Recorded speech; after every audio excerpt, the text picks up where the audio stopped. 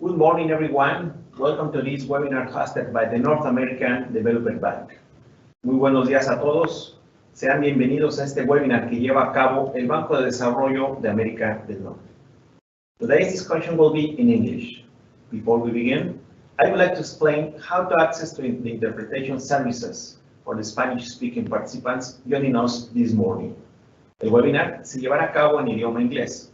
Para nuestra audiencia que habla español y que nos acompaña, estará disponible el servicio de interpretación simultánea. Solo hay que llamar al número que aparece justo ahora en la pantalla e introducir el código de la conferencia.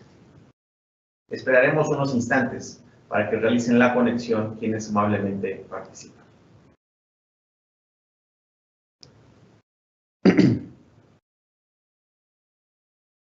Muchas gracias.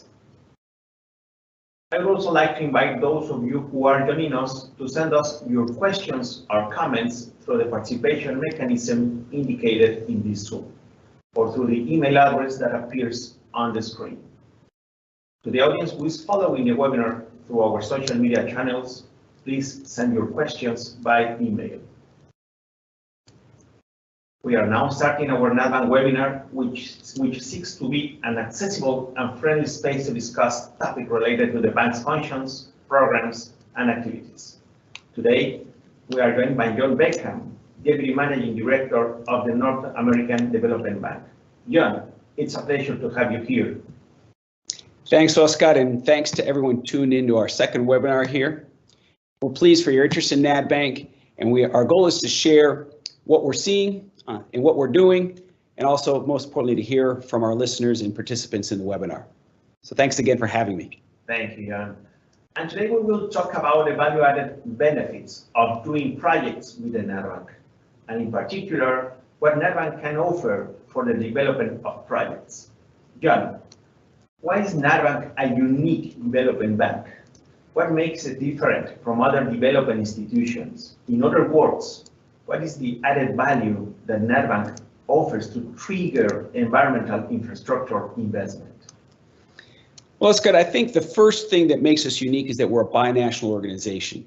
We're owned in equal parts by the United States and Mexico, and we are formed by both countries with a very clear mandate to invest in environmental infrastructure on the US and Mexico border.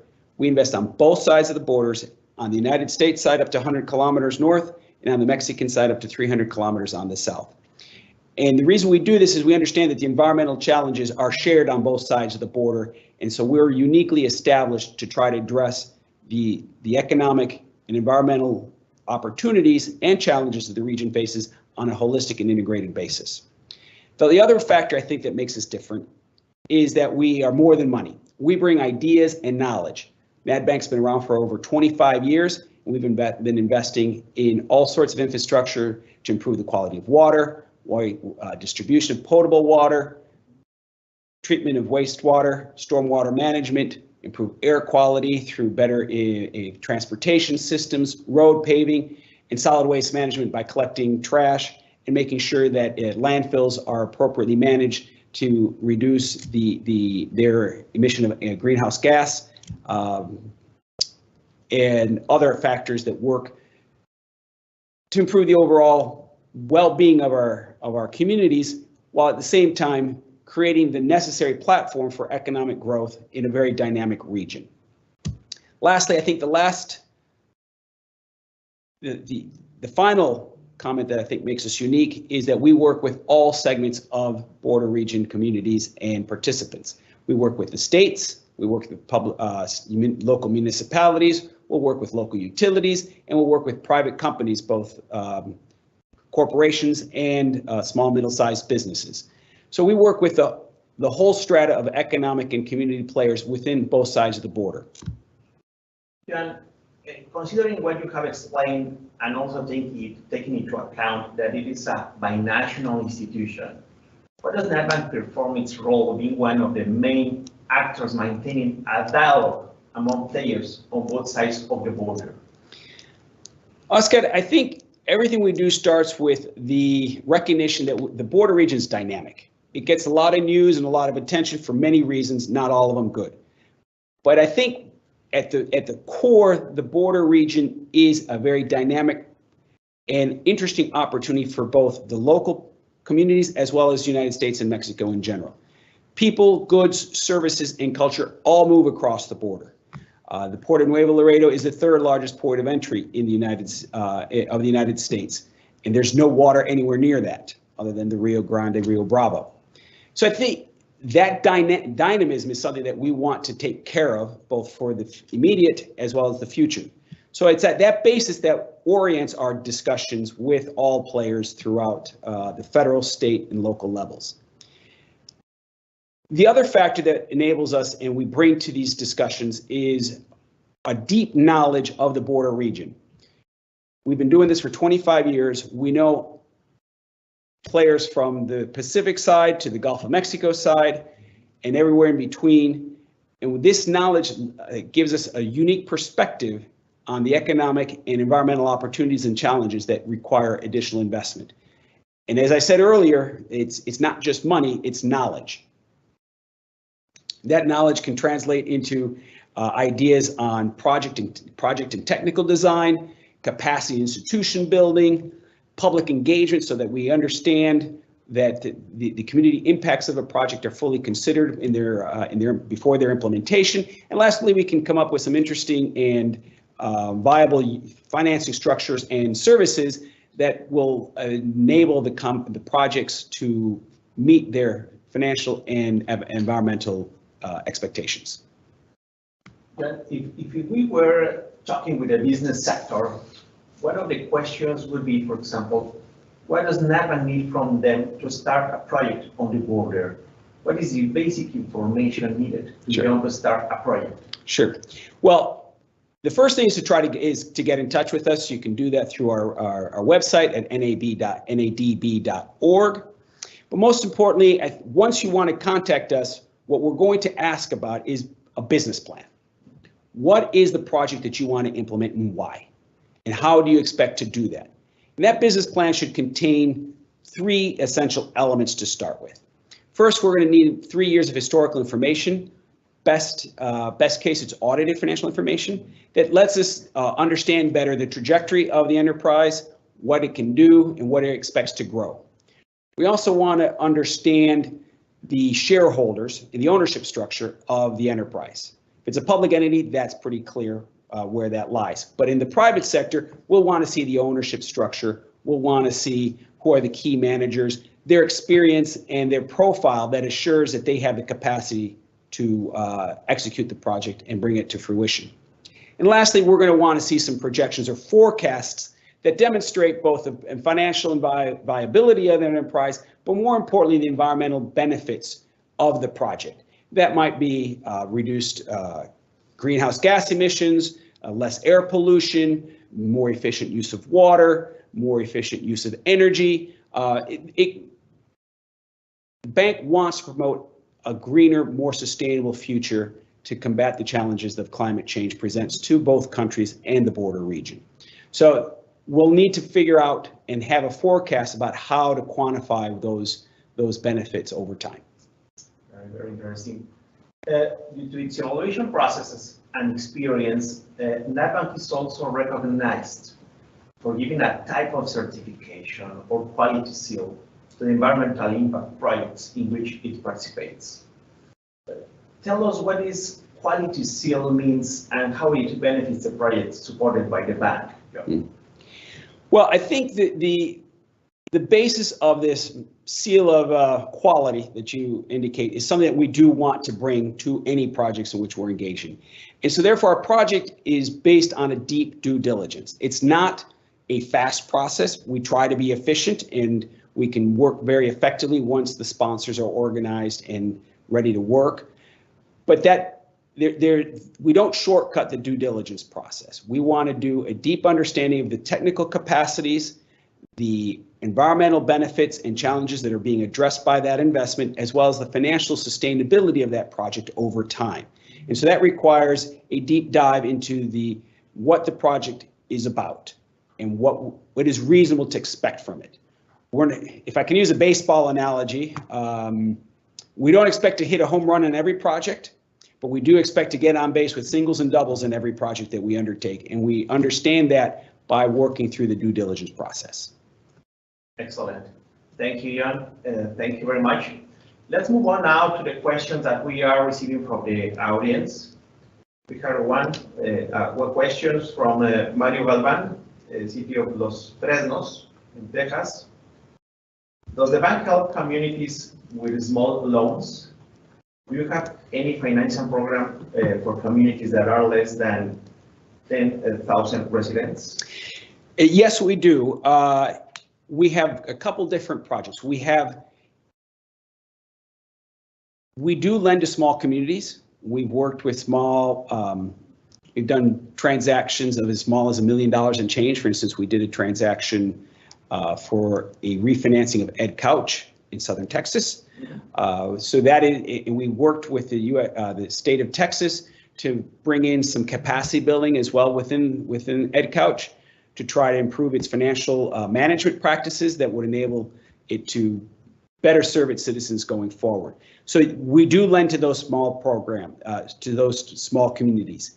For those that have less economic means, we do have a particular program called the Community Assistance Program, which is a grant-based program that we can often combine with a loan to address basic water and solid waste management projects in those communities, and those grants could be up to $500,000.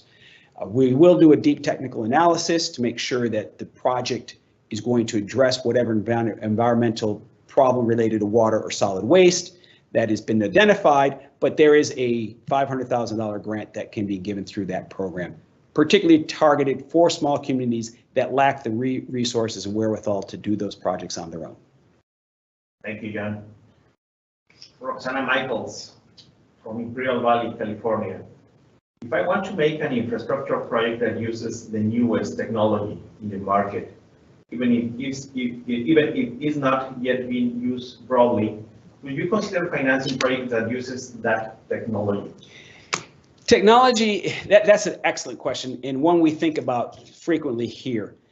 The answer is not an easy one. I would say we want to finance and support new technologies, but we want to make sure it's done with a reasonable degree of certainty. So if it's a large project where the stakes are high, I think we're going to want to see some smaller scale trials of that technology before deploying them. That being said, we were one of the first banks to get involved in renewable energy. 3/4 of our portfolio is in solar or wind power on both sides of the border. We are investing heavily in new battery technologies to complement that renewable energy generation capacity. And so we take a measured approach to what the new technology is, but we do want to see some kind of feasibility to that technology before we're going to go full board on it. Excellent. José Luis González, de la Universidad de Sonora, en San Luis Río Colorado, pregunta yo. En la zona fronteriza existe mucho desecho de aparatos electrónicos que tienen materiales que podrían reciclarse. ¿El reciclado de desperdicios electrónicos está considerado entre los proyectos que puede financiar el banco? Love recycling. Bring us a project. We want to help make that happen. So there is no doubt in our mind that we need to invest more in recycling of electronic projects, chemicals, industrial fluids. We want to work with all municipalities so they better manage those types of wastes. Excellent. Thank you. Jones Stevens de Tucson, Arizona.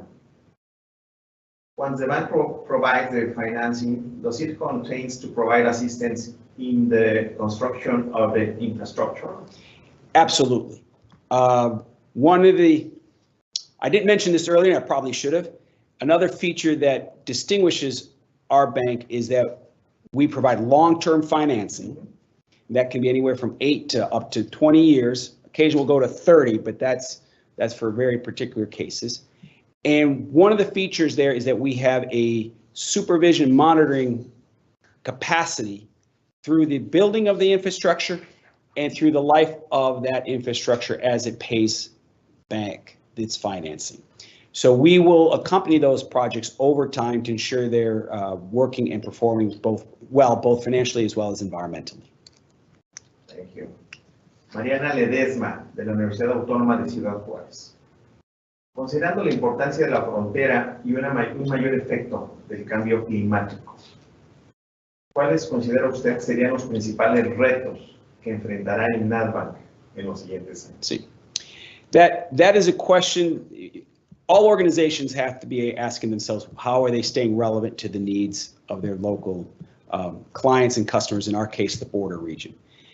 And part of that is our board of directors and our management and our team understood the challenges of climate change for the border region and the relationship between U.S. and Mexico. And as part of that, we undertook a strategic evaluation, and in November of last year, 2021, the board of directors explicitly authorized a strategy that included not just cleaning up wastewater, solid waste, and air pollution, but actually addressing a greener economy that is better adapted for climate change, both from renewable energy to having in place solid infrastructure that can mitigate the impacts of climate change. Because our region is vulnerable. It is a semi-arid to arid region, and it is vulnerable to these kinds of issues.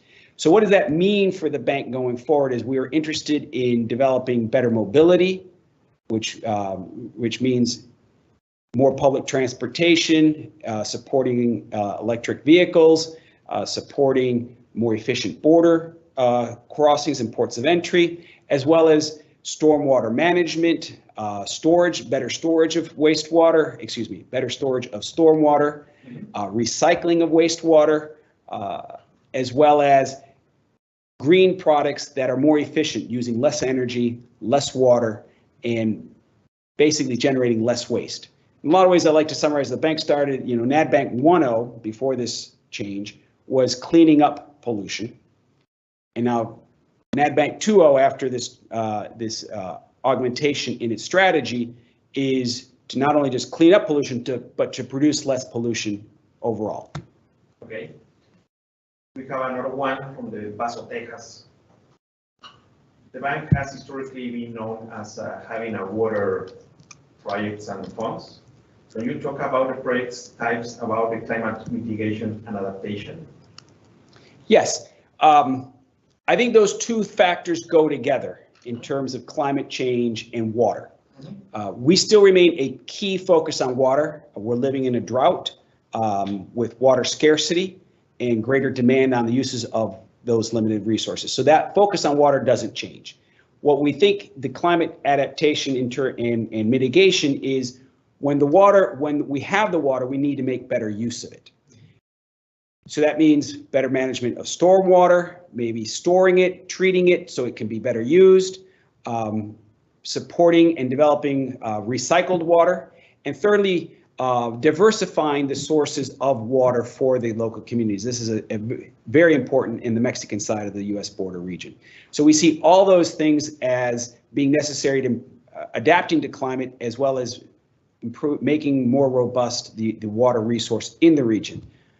Then there's other questions in terms of other infrastructures that, if there are bigger weather events, we'll be promoting, and we're looking at assuring that those infrastructures are resilient and tough enough, if you will, to stand up to greater weather events that may be in the future. Excellent. Thank you. Yuma from Arizona asks, you mentioned that you need to present some steps or documents to start a project. What if I don't have all necessary steps finished? Can I still come to you to get help?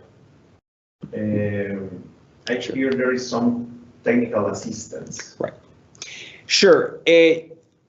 Feel free to get in touch with us. We may or may not be able to address the where you are, but there's only one way to find out, and that's to share what we have, and we'll say we can help you with some fill a gap in your preparation, or we can hopefully direct you to maybe a business incubator that's locally based that can help you finish up your business plan. or put you in touch with an auditor to do the audit on your financial statements.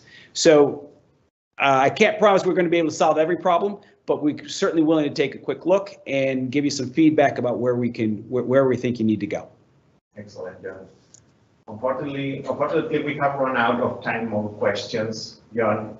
We will answer the questions that are still coming via email.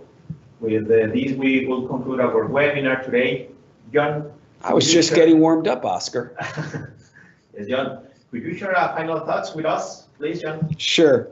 Well, the U.S.-Mexico border may have challenges, as I alluded to earlier, but has great opportunities that can benefit both countries and North America in general.